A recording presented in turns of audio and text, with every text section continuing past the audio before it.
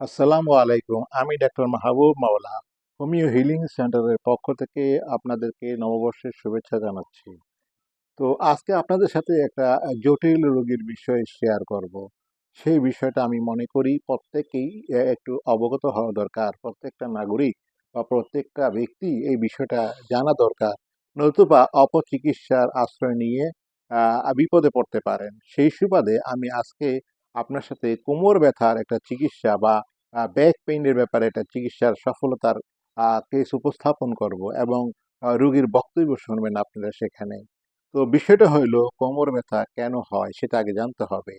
কোমর ব্যথা কেন হয়? ফার্স্টলি আপনাকে বুঝতে হবে মনে করেন আপনি দীর্ঘ এক সময় ফুটবল খেলতে গিয়েছিলেন, সেখানে কোমরে পড়ে আঘাত পেয়েছেন অথবা পড়ে গিয়েছেন পিচ্ছিল রাস্তাপথে অথবা অ্যাক্সিডেন্ট হয়েছেন দুর্ঘটনায় আক্রান্ত হয়ে বা বিভিন্নভাবে কোমর রিজন ব্যাক রিজনে আপনি আঘাতপ্রাপ্ত হয়েছেন। হয়তো সাথে, সাথে এটার রেজাল্টটা আসে নাই বা ব্যথাটা হয় নাই অথবা ব্যথা হলেও আপনি নাপা বা একটা পেইন কিলার খেয়ে সেরে ফেলেছেন আপাতত। কিন্তু এটা ৫ বছর বা ১০ বছর পর দেখা গেল যে এটা আবার পুনরায় দাবি করলো। তো সেক্ষেত্রে এটার সমাধান পাওয়া যাচ্ছে না। তো এখানে অ্যালোপ্যাথিতে বা প্রচলিত চিকিৎসা ব্যবস্থাপনায় পেইন কিলার দেওয়া হচ্ছে, ভিটামিন দেওয়া হচ্ছে, কোনোমতে এটা ম্যানেজ করা হচ্ছে। কিন্তু ফাইনালি এটা কিউর প্রকাশ করা যাচ্ছে না, কিউর হচ্ছে না। তো একথা বলছিলাম। সেই ব্যাক পেইনের কথা। সেই ব্যাক পেইনটা হলো তো পুরাতন আঘাতজনিত কারণে সৃষ্টি হতে পারে। ২ নম্বর হলো অনেক সময় দেখা গেছে আ আ প্রকট আকারে গ্যাস ফর্ম হয়। তখন মেরুদণ্ডের স্পাইনাল কর্ডে একটা প্রেশার পড়ে। ওই প্রেশার পড়লে দেখা গেছে ওই কোমর ব্যথা হয়। তো এইগুলো ২ টা কারণ। ৩য় কারণ হলো আপনার বিশেষ করে 40 র পরে দেখা গেছে পুরুষের মধ্যে তার আঘাতজনিত কারণে হোক বা কোনো ভার জিনিস উত্তোলনের কারণে হোক অথবা যেকোনো কারণেই মেরুদণ্ডের হাড়ের একটু ক্ষয় ধরা পড়ে। যেটা ডিজেনারেটিভ ডিস্ক চেঞ্জেস এটা বলা হয়। তো ওই একটু হাড়ের যদি ক্ষয় হয়ে যায় অর্থাৎ ইমব্যালেন্স হয়ে যায়, তখন দেখা গেছে এই কোমর ব্যথা হয়। সাথে আরো একটি বিষয় যুক্ত হয়ে থাকে, সেটা হলো sciatica nerves। আমাদের এই মেরুদণ্ডের মাঝে একটা sciatica nerve থাকে। ওই sciatica নার্ভটার উপরে যখন ওই হাড়ের একটু প্রেশার পড়ে, তখন right side or left side back pain এরকম অনুভূত হয়। ব্যাক পেইনের সাথে এটা অনেক সময় যুক্ত হয়ে খুব তীব্র এবং সিরিয়াস আকার ধারণ করে। তখন কিছুই করার থাকে না। তখন আমরা অ্যালোপ্যাথির কাছে দ্বারস্থ হই। তো সেখানে ওরা পেইন কিলার দিয়ে অ্যালোপ্যাথিতে ব্যবস্থা সাময়িক ব্যবস্থা করা হয়। কিন্তু ফাইনালি এটা চূড়ান্তভাবে অবসান হয় না। তো আমরা আজকে একটা ব্যাক পেইনের রোগীর কথা শুনবো যে অল্পতেই মোটামুটি সেরে গেছেন, খুব খারাপ অবস্থা ছিল। আমার চিকিৎসায় উনি সাফল্য হয়েছেন। সেই সাফল্যের গল্পটুকু আপনাদেরকে শোনাবো। তো এই উদ্দেশ্যে আমার আজকের এই টপিকস নিয়ে আলোচনা করা, কেন ব্যাক পেইন? মানুষ না জানার কারণে আজকে এই ব্যাক পেইনে কষ্ট পাচ্ছে।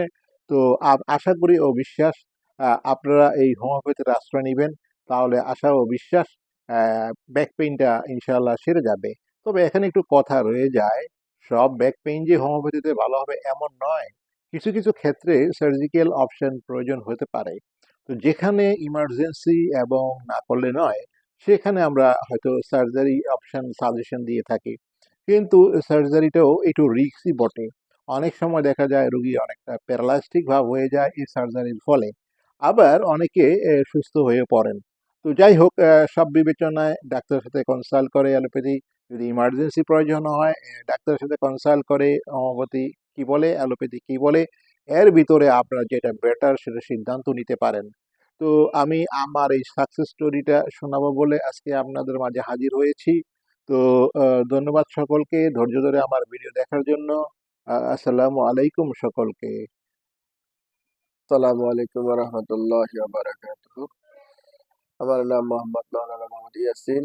আমি কুমিল্লা শাকতলা বন বিভাগ মসজিদে এবং অফিসে কর্মরত আছি। আমি দীর্ঘদিন যাবৎ কোমর ব্যথায় অনেক কষ্ট ভোগ করছি।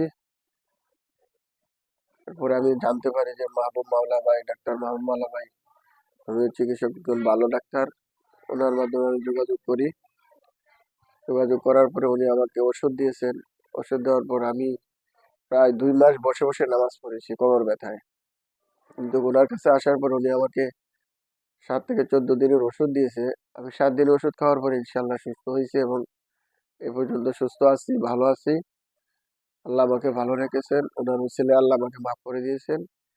আমি দেশবাসী সকলের প্রতি একটা আরজ রাখতে চাই, আপনারা যারা কোমর ব্যথায় কষ্ট পাইতেছেন এবং বিভিন্ন বড় বড় হাসপাতাল, বড় বড় ডাক্তার দেখাইয়া অনেক টাকা নষ্ট করেছেন, কষ্ট পাইতেছেন, কিন্তু কোনো রেজাল্ট পান নাই, আমি তাদেরকে একটু আকুল আবেদন করবো, আপনারা দয়া করে একটিবারের জন্য হলো একটু ট্রাই করে ডাক্তার মাহবুব মাওলা ভাইয়ের কাছে এসে একটু যদি চিকিৎসা করেন, আমি আশা করি ওনার উসিলায় আল্লাহ আপনাদেরকে মাফ করে দিবে। এই আশা ব্যক্ত রেখে আমি শেষ করলাম। আসসালাম।